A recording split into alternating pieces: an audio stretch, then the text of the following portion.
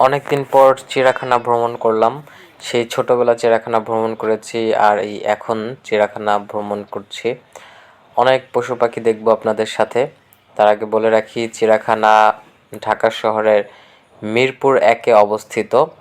অসংখ্য পশু পাখি এখানে রয়েছে। আপনাদের অবগতির জন্য জানানো যাচ্ছে যে মিরপুর চিড়িয়াখানায় প্রবেশ করার জন্য আপনার 50 টাকার টিকিট কিনতে হবে।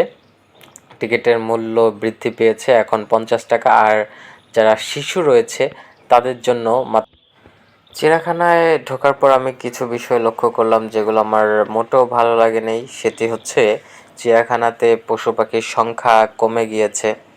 এবং আরেকটি বিষয়, সেটি হচ্ছে প্রচুর পরিমাণের দুর্গন্ধ। যেমন মানকি হচ্ছে ভিলেজ আছে এখানে, সেই মানকি ভিলেজে আপনি ঢুকতেই পারবেন না, এত পরিমাণের দুর্গন্ধ। পরিচর্যা করার জন্য হয়তোবা তেমন অর্থায়ন নেই, অথবা তারা হচ্ছে করাপশনের কারণে এগুলো হচ্ছে ঠিকঠাক করা হচ্ছে না।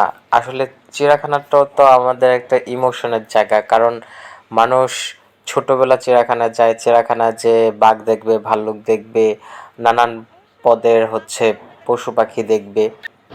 এখন সেই জিনিসটা যদি এভাবে অযত্নের কারণে নষ্ট হতে থাকে, তাহলে এটা আমাদের ইমোশনকে আঘাত করা হয়।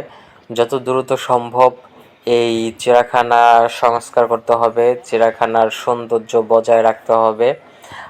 আপনারা দেখতে পাচ্ছেন যে এখানে প্রচুর হচ্ছে, একে তো হচ্ছে আপনার পশু পাখির সংখ্যা কম, তার উপরে দুর্গন্ধ, তার উপরে এই যে বর্তমান পশু পাখিগুলো আছে সেই পশু পাখি।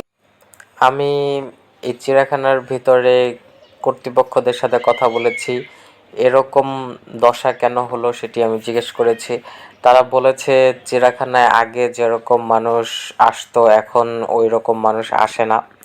এখন মানুষ হচ্ছে চিড়িয়াখানা বিমুখ হয়ে গিয়েছে। চিড়িয়াখানায় যারা আসলেও খুব কম মানুষ আসে।